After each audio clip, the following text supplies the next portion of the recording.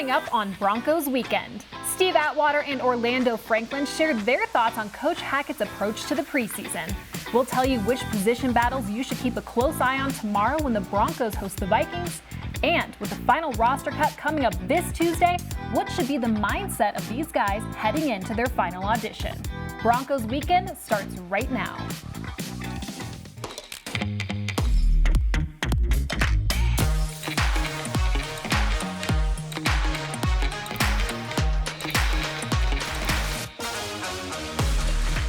Welcome inside the Broncos Media Center for Broncos Weekend, everyone. I'm Alexis Perry, joined by my favorite Hall of Famer, the one and only Steve Atwater. How are you, Steve? Doing great, AP. How you doing? Great, great. And of course, former Broncos offensive lineman turned analyst, Orlando Franklin. What's up, Big O? Just hanging in there. Well, guys, head coach Nathaniel Hackett has been vocal about his aversion to the preseason and specifically playing starters in preseason games. This week, he confirmed that we won't see any fan favorites in this final exhibition game at Empower Field at Mile High.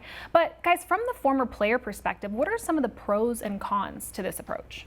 Well, I would say the pros, the main pro is nobody's going to get hurt, right? None of your starters are going to get hurt. Now, obviously, we did get Tim Patrick hurt and Demarie Crockett earlier in camp, but yes, in terms of the games, nobody will get hurt. Now, I would say some of the cons are, one, the guys don't really get a feel of the game speed. They don't test that physicality. You know, guys, the running backs and receivers haven't been taken to the ground.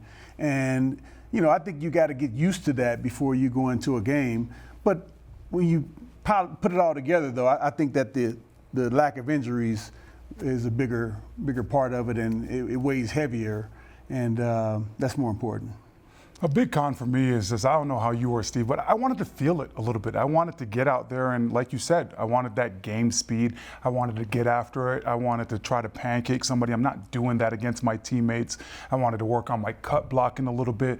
And so I just wanted to go into the season knowing that I've done a lot of these things already for the first time in some of these preseason games. What could a few series do for KJ Hamler? Well, I think they can really boost his confidence because I think when any player comes back, especially receivers, guys who use their legs almost, as much as they use their hands, it's important that they feel confident that their legs can not only run but also make the plants and then take the hits. Defensive backs and the guys, they try to tackle those guys low a lot of times. So I think they need to feel the confidence that, hey, I can go into a game, I can take those hits, and I can come out of the game healthy. KJ Hamler is 5'9", 178 pounds. So for me, yes, I want to see him and I want him to knock off that rust and build that confidence, but I don't need to see KJ Hamler go and try to push crack on a safety. Okay. I do not need to see him blocking the run game at all.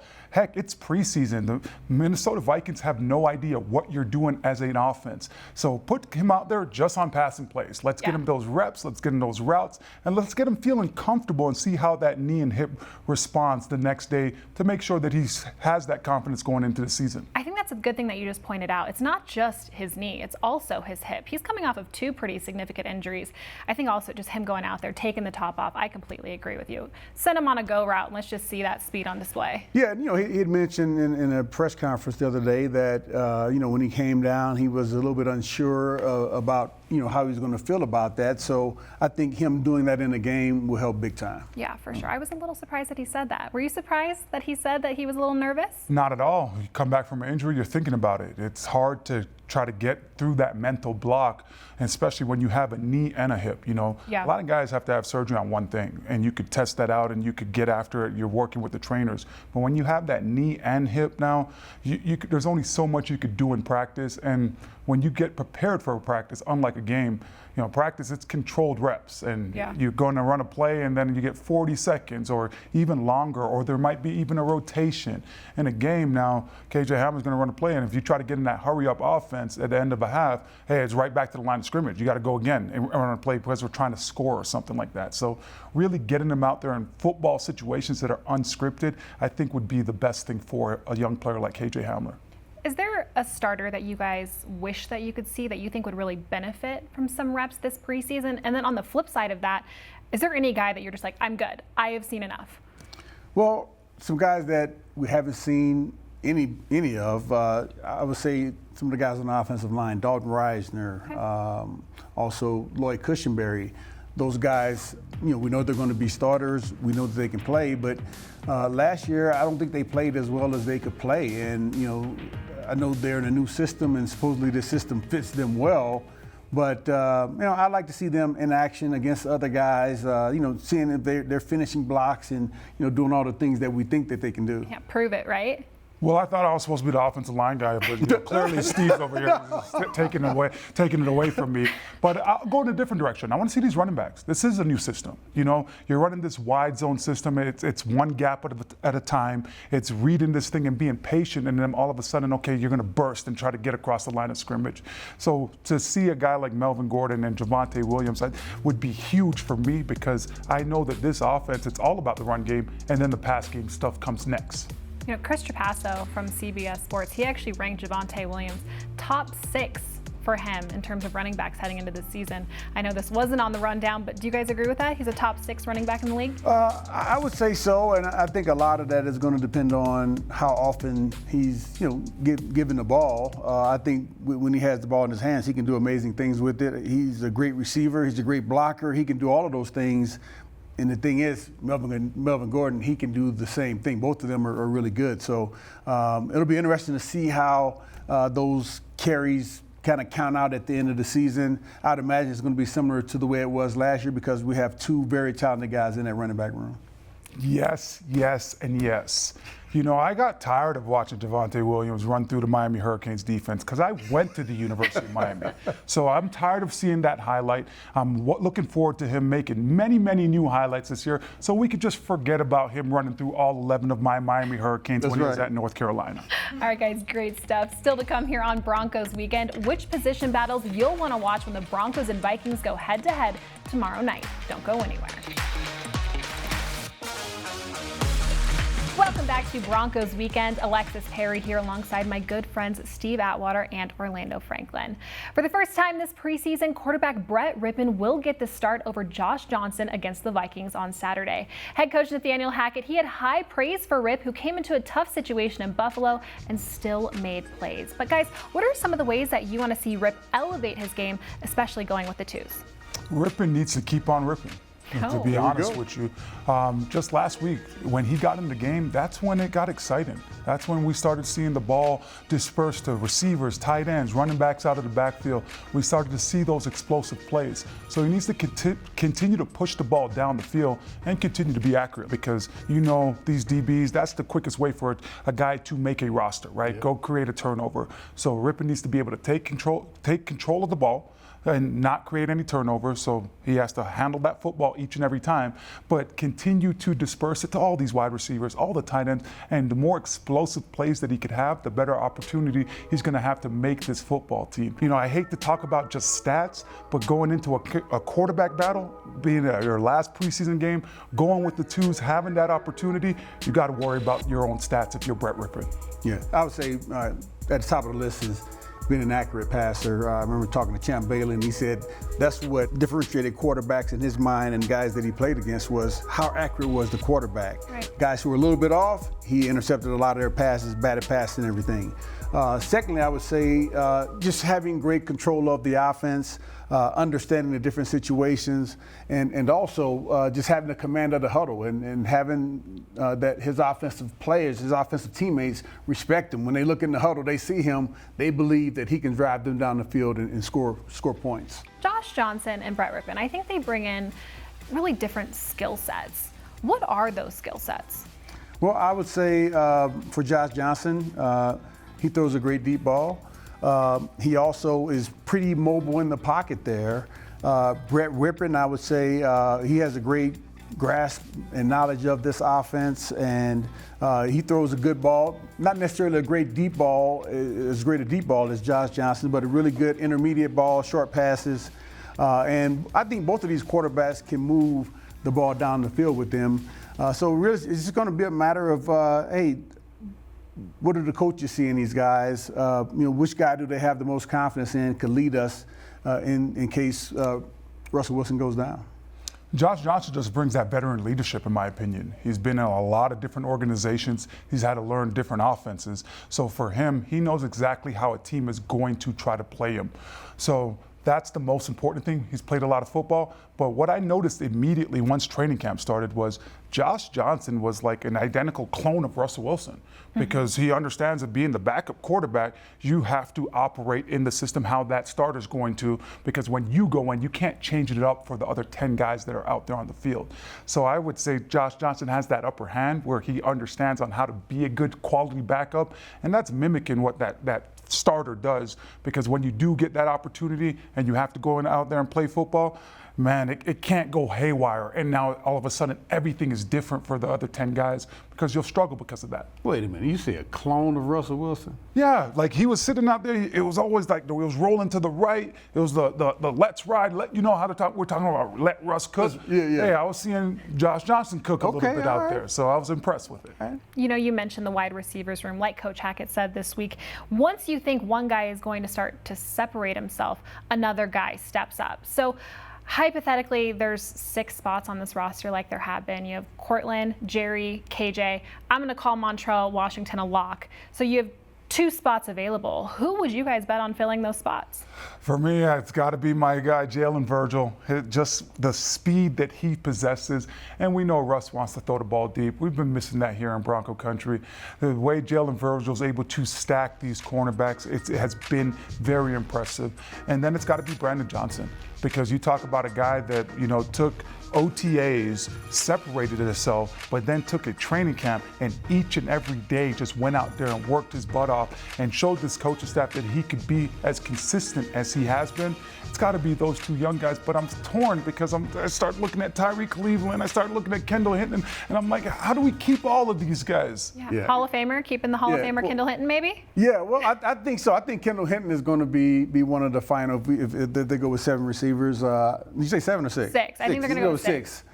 I think Kendall Hinton is one of those guys, and absolutely Brandon Johnson, I agree with you 100%. Kendall Hinton is just the model of consistency, right? I mean, he's reliable, he's been there. Heck, he's played quarterback. Yeah. So obviously, you know, they've kept him around for a reason. He's doing something right. He knows this offense, and I believe he's a playmaker, and he'll be able to make some plays for us if something happens to some of our starters. You know, the thing that was most impressive is a couple weeks ago at Dallas, the touchdown. It's just like you look at his body frame, you look at him being able to get that at the corner of the end zone, and I'm just like, man, like what do you do? It's going to be a tough 72 hours after this game this weekend. Right. You mentioned 7. Is there a chance they keep 7? Man, I don't know. If they can get somebody to the practice squad, I would imagine. But you talk about on the active, I don't know. That's why I said 6. I just wasn't sure. Well, but if it would, I would say I'm with you. It would be Jalen Virgil for you, and I guess for you it would be Kendall Hinton as that 7th person.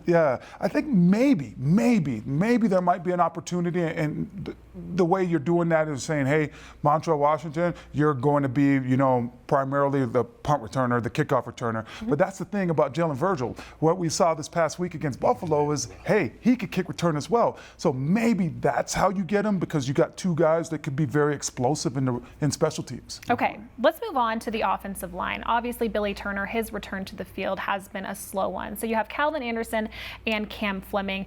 That's a position battle to really watch tomorrow. So who do you think kind of has the leg up in that competition right now? Calvin Anderson has had some pretty stellar moments. Yeah, well, I'll tell you what, the first game against the Cowboys, Cam Fleming came out. He took twice as many snaps as Calvin Anderson did, and last week's game against the Bills, it was a little bit more even. So I can't really tell anything by the number of snaps that they've taken.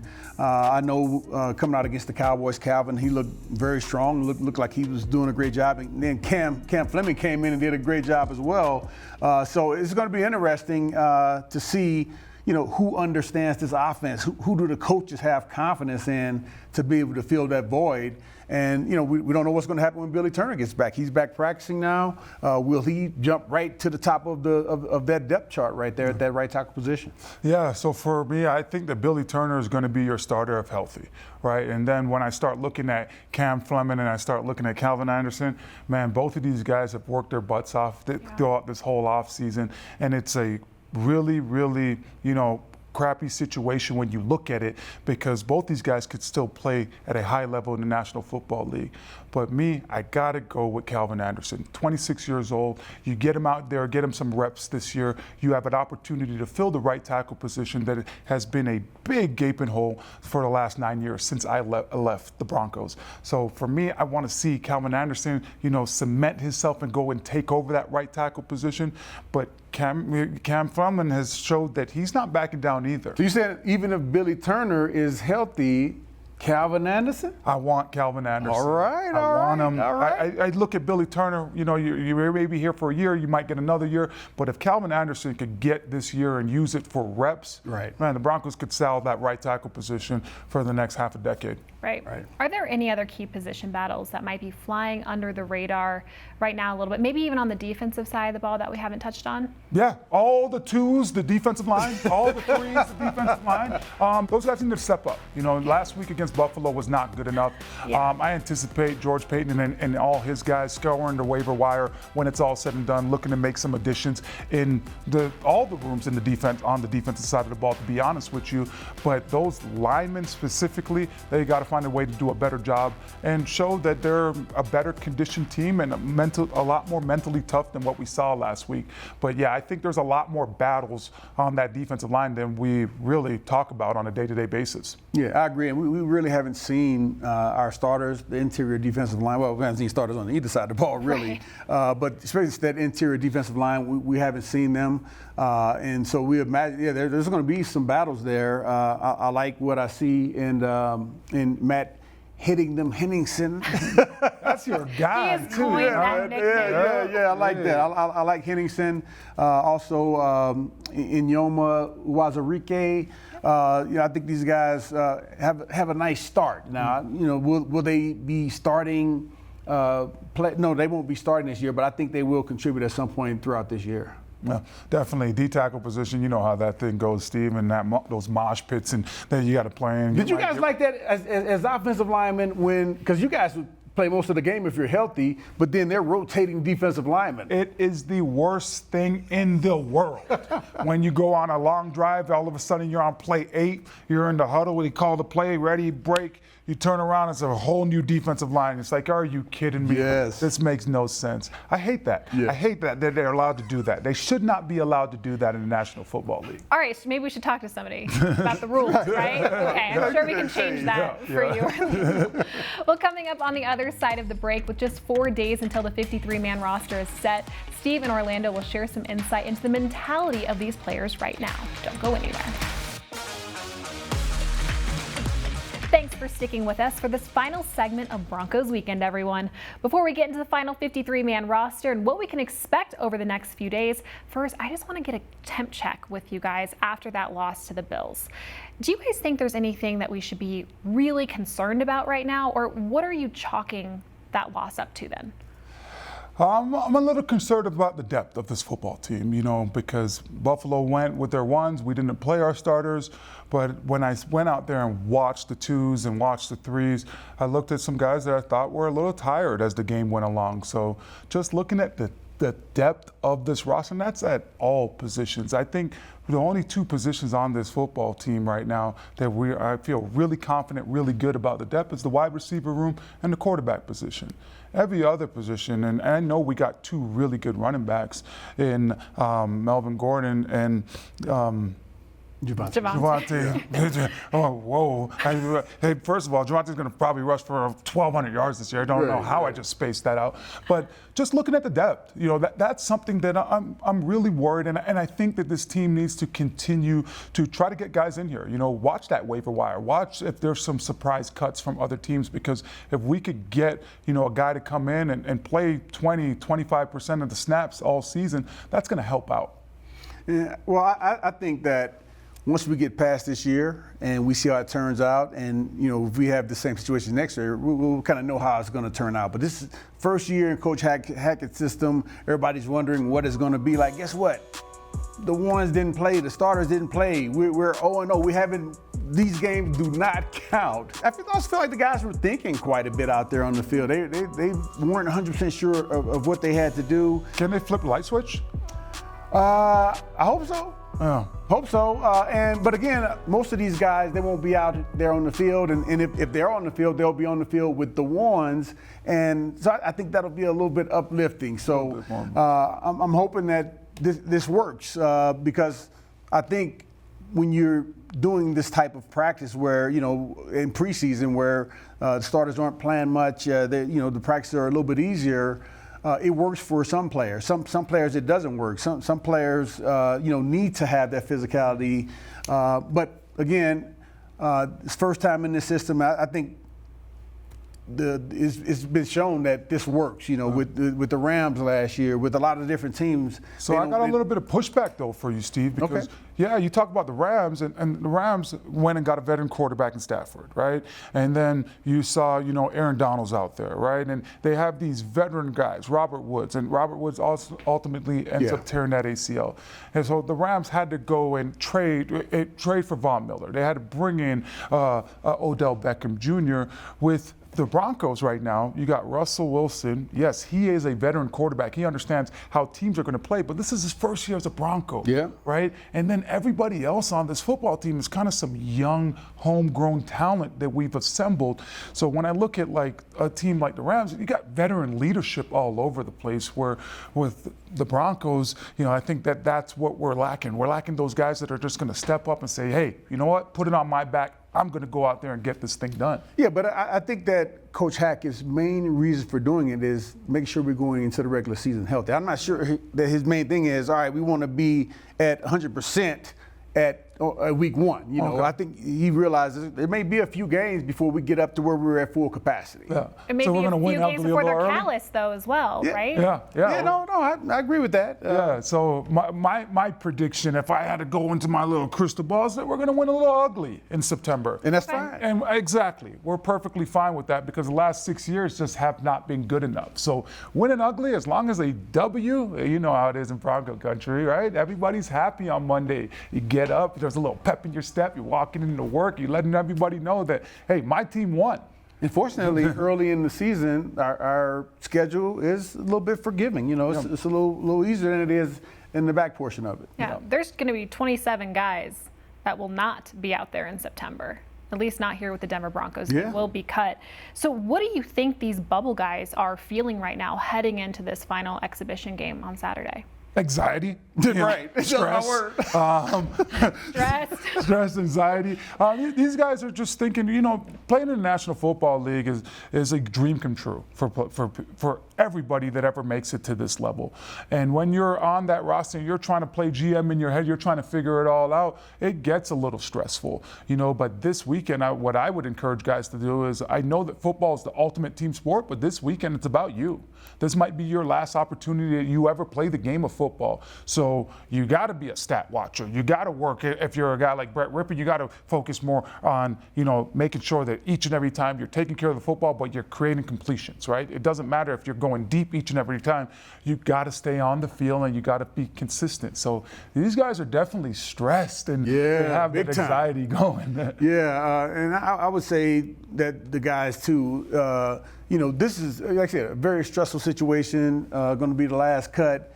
And many times people need to dig back and think about how special of an opportunity this is to play in the NFL. And I think when you sit back and think about it, everybody would say, yeah, man, I had the opportunity of a lifetime to play in the NFL.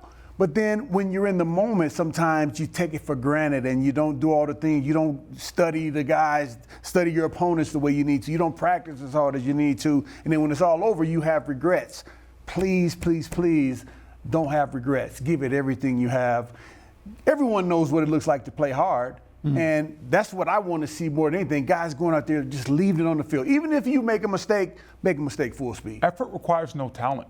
So as long as you go out there and you're given the effort, you guys are talented for a reason. You're in the National Football League, but we got to find a way to give better effort, and that's how you open up the eyes for these coaches and make a difference and end up making this football team. Yeah. Hypothetically, George Paton and Nathaniel Hackett, they call you guys up, say, hey, join our personnel meetings over the next few days. Who is one guy that you would be pounding the table for? You have to have this guy on your final 53.